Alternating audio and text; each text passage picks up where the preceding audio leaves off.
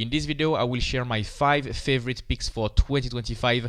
I think these are great opportunities and I own some of them. So I think these will be the best opportunities for 2025. I will follow them closely. I will monitor them because these businesses are great. If you don't know me, my name is Christophe Nour. I've been investing in the stock market for almost a decade with a performance of 24% per year. So I do stock picking, and this is pure stock picking. The first stock we are going to talk about is Evolution AB. They operate as an online casino. They do online games for online gamblers, and as you can see, the stock chart for the past decade, it has gone up a lot with a lot of growth and then went nowhere for 10 years because of uncertainties, because the price was too high here, the valuation was too high, and now for the past 3 years, 4 years, earnings continue to go up, revenue continue to go up, and the stock has gone down. The stock has gone nowhere. So that creates a mismatch, and now we are talking about a valuation with a PE of 16. So you have a business that is growing nicely. Look at this. Look at the margins. 60% gross, 60% operating margins, 50% net margin, 60% free cash flow margin. So high quality business, very, very profitable. Return on invested capital at 30%, very efficient, and a PE of 16. So let's check the revenue. Let's check the revenue growth. If you check here in blue, you have revenue growth that is exponential. Now, if you look at the trailing 12 months, the growth has decelerated a little bit, but still revenue is growing nicely, double digits. If you look at net income, same thing. That's beautiful, up and to the right, some exponential growth. Now, again, net income is decelerating a little bit, but they are growing double digits. If you look at the balance sheet, there is a lot of cash. There is almost no debt. You got almost a pristine balance sheet, and they generate a lot of cash flow. So that's the operating cash flow, up and to the right. Free cash flow, up and to the right. And they have, return on invested capital of 20%, 25%. This is one of the best businesses in the world. And again, it is trading at a PE of 16, 13. So this creates a big, big opportunity in the market right now. In a market where everything is overvalued, you welcome big, profitable businesses that are undervalued. That's my first pick for 2025. I own it. This is my second largest position, so I will monitor it. The second one is Google. Google, everybody knows Google, and with the recent drama of regulation breaking up Google, the stock has been in a decline, so that adds more cheapness to the stock. And I think given all the uncertainties in the market with the rush to AI, Google is very well positioned to be a leader in 2025. So you know Google, you know they are very profitable, you know the return investments are great, you know, look at this. This is the revenue growth, up and to the right, net income, up and to the right. They have a lot of cash, not a lot of debt. Again, we are in the same scenario like Evolution of having a very good, healthy balance sheet. They generate more cash flow every year. Operating cash flow here in yellow, free cash flow here in blue, and the return on invested capital is 30, 30, 25, 30. And now they have started to do some buybacks that compensate for the SBC, the share-based compensation. But still, the ratios are heading in the right directions. And what is the price for this excellent business that is known to everybody? They have a PE ratio of 20. So you have a PE ratio lower than the typical S&P 500, so the average index for a superior business. So clearly you have a mismatch. Alphabet is a better business than average, but it has a lowest valuation than average. That creates a mismatch, and I think 2025 will be great for Google. By the way, if you're looking for a complete framework to analyze stocks and build a strong portfolio, I have a coaching program. More on that at the end of the video. Okay, next one. For this one, I have my list here. Oh, this one is interesting and has nothing to do with the past two stocks. Is Gravity. This is a small cap. We are talking about a market cap of $400 million. This is a small Korean mobile games company. This is niche. but you subscribe to this channel to find good opportunities. I think this is a good opportunity. I bought it a couple of weeks ago, 3 weeks ago, 4 weeks ago, and the stock is profitable. I mean, some good margins. We are not talking about the best business in the world, but still profitable. Good return on invested capital. Look at this. This is the revenue growth. So you see when they went mobile. Before it was PC game. Now it's mobile games. So in 2017, I've done a video about it. You can check it on my YouTube channel. And yeah, growing revenue nicely. Growing net income nicely. They have zero debt. They have a lot of cash. They have so much cash. If you look at the quarterly basis, they have $360 million of cash compared to 400 million of market cap. So clearly there is a cash that is trapped in this company, and that's create a cushion of safety.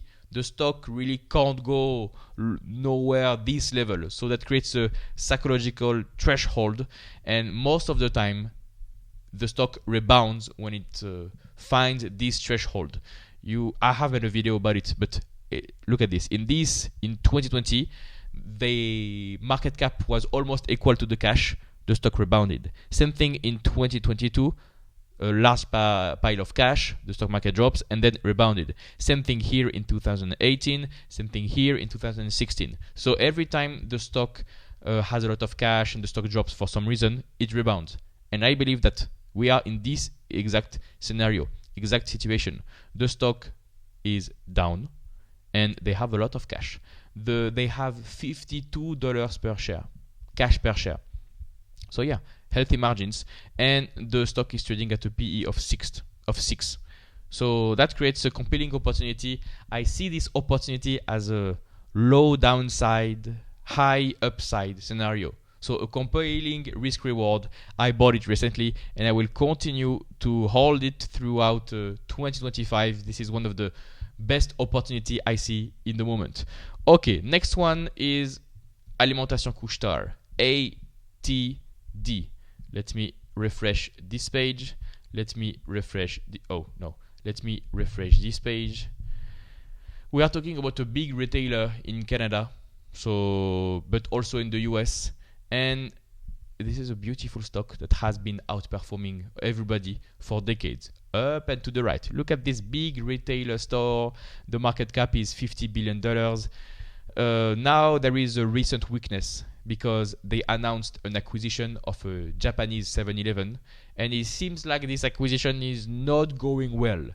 The Japanese management, they don't want to be acquired. They don't want to talk to Alimentation Couche-Tard. But Alimentation Couche-Tard has a history, has a track record of buying other convenience store retailers with debt, and they have a track record of doing good acquisitions. So acquisitions that work. That is very rare, and they have some debt, and then over the next years they deleverage, and then a new acquisition, debt, and they deleverage. They have been doing this for 20 years. So it is very likely that all these uncertainties that we see with this next Japanese acquisition will be successful, and I will follow them. Maybe they will fail, I don't know, but it is very likely that they will succeed, and if the acquisition succeeds, it will create a lot of revenue, a lot of earnings, and the debt will not be a problem. Okay, now let me check the financials.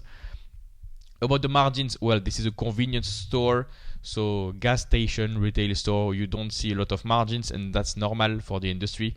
Look at the revenue growth over the past 10 years. In blue, up and to the right. Net income, up and to the right. Now debt, but as we said previously, debt is not a problem, but they have debt in the balance sheet.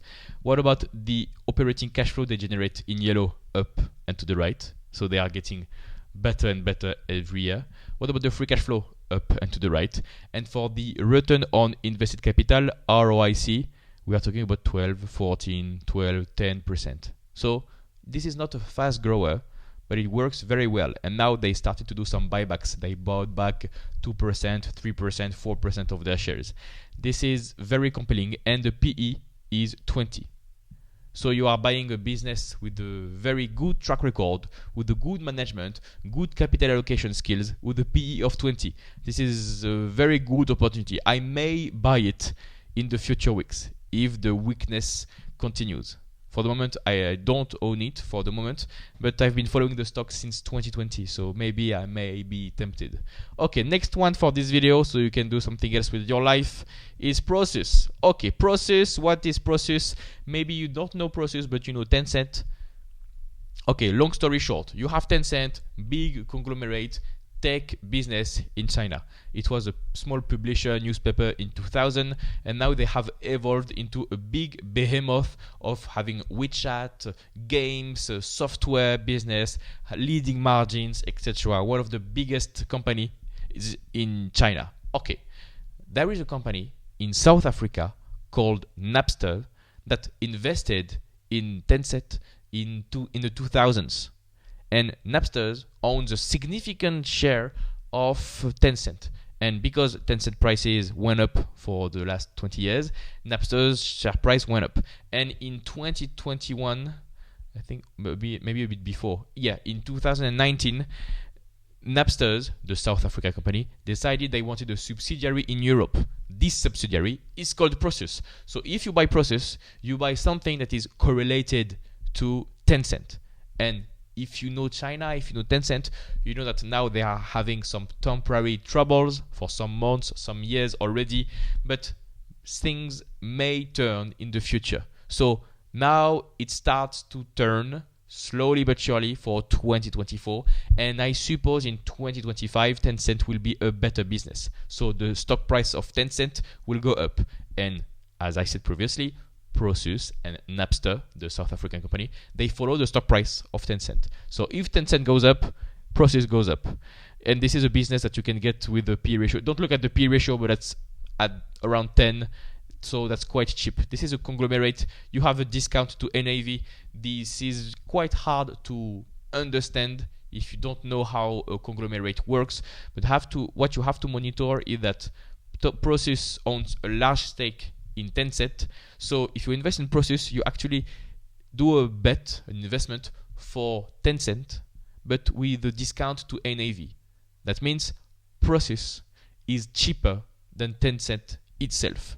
So if you buy Prosus, it's as if you buy Tencent, but you get a discount with buybacks. So you have a double bonus, a double tailwinds if you invest in Prosus. This is very interesting. I've been a shareholder for some months, maybe some years of Prosus. Like I bought here and sold here, over there, something like this.